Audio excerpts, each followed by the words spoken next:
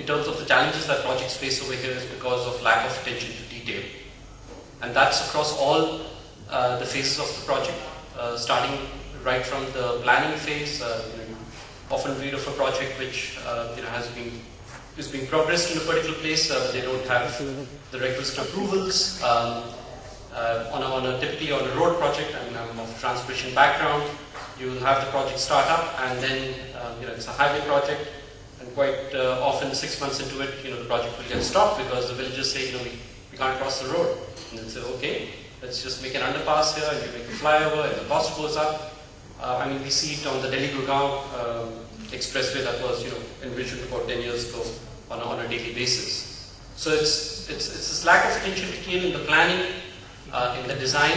I remember my first project I worked here, and I went on a road project, and I saw that in the median they had a curb, firstly, which I was quite surprised, because if you hit it, as several people have had, and in fact one of the earlier chief ministers of Delhi lost his life on the Delhi-Jaipur road because of that. It could result in a fatal accident. The second thing, what surprised me is typically the curb would be about 6 inches high. A median barrier typically, which you would see in most other countries, and now you're beginning to see it in India, is about 85 centimeters high. So 25, 85. This one was 45 centimeters, and I said, wow, it's neither here, neither there, what's the problem? So they said, well, no, we have planned for the future. And I said, okay, and why do you say that? They said, our contract specifies every 5 years, the road would have gone back, so we need to add 50 millimeters to the road. So we're not going to actually shave it off, which is done everywhere else, but we're going to add to the base. So we'll keep doing this for 20 years. When we end after 20 years, we will have the right curb height. And our drainage pipes that are on the side of the road, which right now are 45 centimeter diameter, you would have a flood over there, and if they were actually functioning, they would work. They would actually work 20 years later when they get reduced to 25 centimeters. So this is the kind of issues that we face, and I know people are smiling on this, but this is what we face on a daily basis. Construction period, similar issues. You get into maintenance. People will design. You go out and see so many instances of infrastructure being constructed here in India. Beautiful to look at, especially in the models. The minute it gets built, it's impossible to maintain. There'll be places where people can't reach. There'll be lattice works, and you ask them, what about the dust that's going to settle over there? That has not been considered, because they've tried to marry the best of what they consider the best of all the worlds, and when they build it, they don't know how to maintain it. So attention to detail, I think it pervades through all of these areas.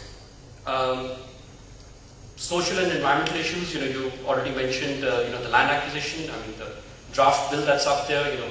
I was there at this World Economic Forum about earlier this month, and there was a whole session devoted to this, and it was amazing. Everybody, on the dais where they said, in terms of the ones who were the developers, that if this acquisition bill were to come in the present form, our costs are going to go up 6 times. It's going to be impossible to develop any project. And that's the reality of it.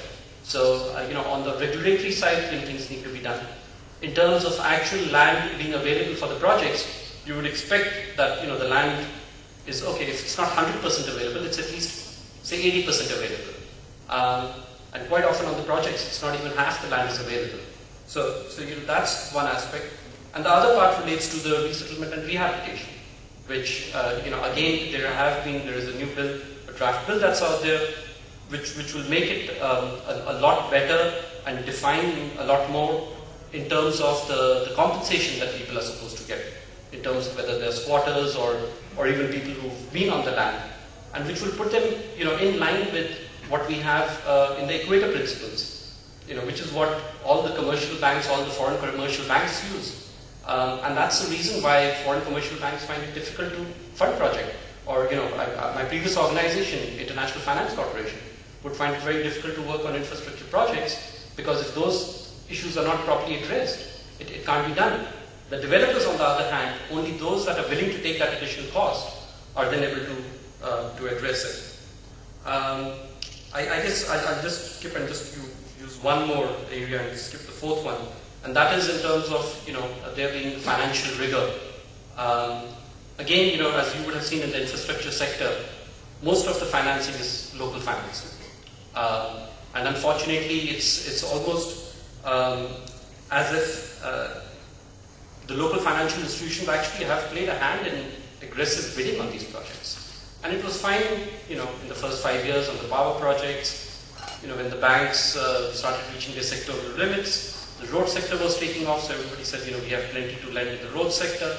And what's now, of course, happening is all the financial institutions are hitting the sectoral limits across a number of these sectors. And the financial viability of a number of these projects is actually in question. It has always been in question. It's unfortunately that, you know, people have ignored this for a long time. And so we are beginning to see stress in the system.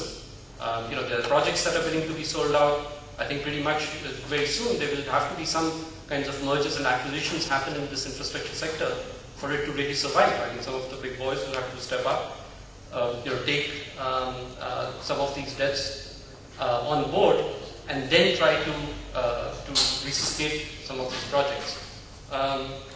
So I think there are issues that are being dealt by you know, the government, so it's not that's completely a lost case.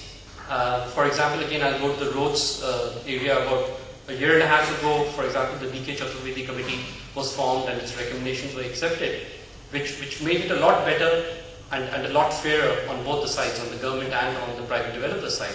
For example, the developers were earlier locked into a 25-year concession and they could not come out of it for that entire length of period.